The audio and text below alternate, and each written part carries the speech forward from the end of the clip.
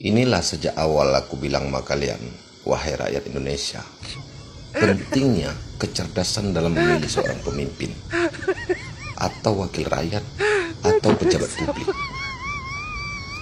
Kalau sudah begini, pembahasan tentang bangsa negara berikut juga kita isi-isinya sebagai rakyat ini nonsen, omong kosong.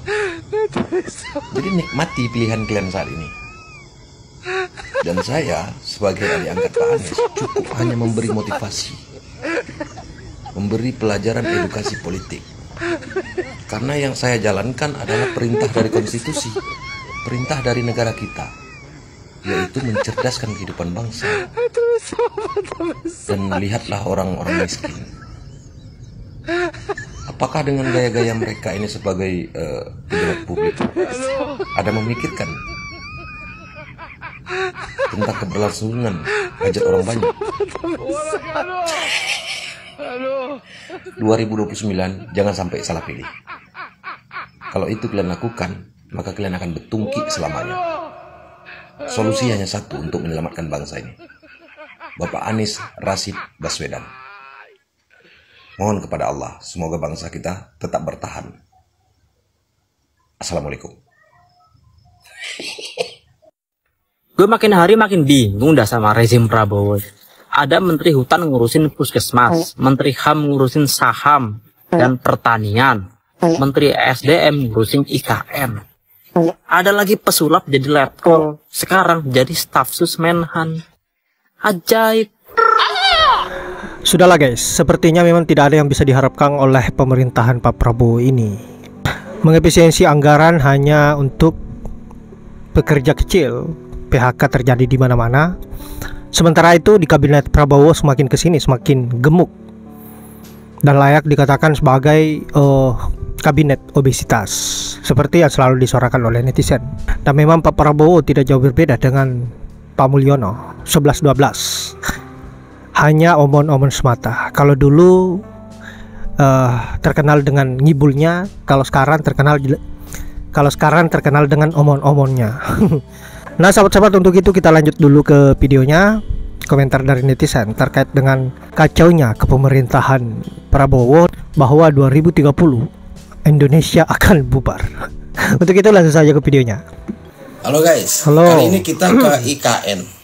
Jadi setelah Pak Prabowo merevisi desain dari kompleks yudikatif dan legislatif di IKN, nah Pak Prabowo kemudian memberikan instruksi nih untuk melakukan studi banding, lagi bahkan ke 3 negara nih, ke Mesir, Turki gitu, dan bahkan ke India terkait desain bangunan dari kompleks yudikatif dan legislatif ini di IKN. Anggaran lagi. Sementara ya kita kan dengar setiap hari ya dia berteriak-teriak soal efisiensi. Nggak ada tuh kunjungan ke luar negeri selama 5 tahun ke depan selama pemerintahannya. Itu kan yang dia gembar-gemborkan setiap hari. Tapi yang terjadi adalah kontradiksi. Ya beginilah, menggaungkan soal efisiensi tapi dilakukan selalu kontradiktif dengan semangat efisiensi yang selalu digaungkan. Ya, jadi selalu menekankan penghematan, ya, penghematan anggaran dan pengurangan perjalanan dinas ke luar negeri, tapi yang terjadi ya seperti ini. Kemarin baru saja melakukan penambahan staf khusus, beberapa staf khusus yang kita nggak ngerti apa kepentingannya dan apa urgensinya. Lalu sekarang tiba-tiba menginstruksikan perjalanan dinas ke luar negeri yang kita juga nggak ngerti apa urgensinya. Jadi banyak sekali pertanyaan lah soal instruksi studi banding ini ya. Yang pertama soal kontradiktif dengan omongan sendiri. Yang kedua soal konsistensi kebijakan ya. Kenapa ya kebijakan efisiensi anggaran ini tidak diterapkan secara konsisten ya di semua lini pemerintahan gitu?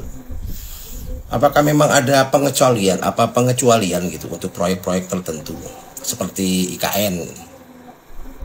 Nah, belum lagi kalau kita bicara soal prioritas anggaran. Nah, apakah anggaran untuk studi banding dan penambahan staf khusus kemarin ini jauh lebih penting dibandingkan dengan alokasi untuk sektor lain yang lebih mendesak, seperti peningkatan kesejahteraan rakyat atau perbaikan infrastruktur di daerah-daerah tertinggal. Belum lagi kalau kita bicara soal transparansi dan akuntabilitas. Bagaimana proses pengambilan keputusan terkait studi banding ini dan juga terkait penambahan staf sus kemarin? Apakah ada kajian yang mendalam mengenai manfaat dan efektivitasnya? Lalu bagaimana pertanggungjawaban penggunaan anggaran ini dari studi banding inilah misalnya? Lalu kalau kita bicara soal efektivitas dari studi banding ini, apakah studi banding ini, studi banding keluar negeri sampai ke 3 negara ini benar-benar diperlukan untuk menghasilkan desain bangunan yang sesuai dengan kebutuhan kita ya dalam konteks negara Indonesia? Apakah tidak ada ahli atau SDM kita, SDM lokal yang mampu menghasilkan desain-desain yang berkualitas? Apa segitu pentingnya gitu harus keluar negeri hanya untuk membuat desain? Ini cuma soal gedung ya.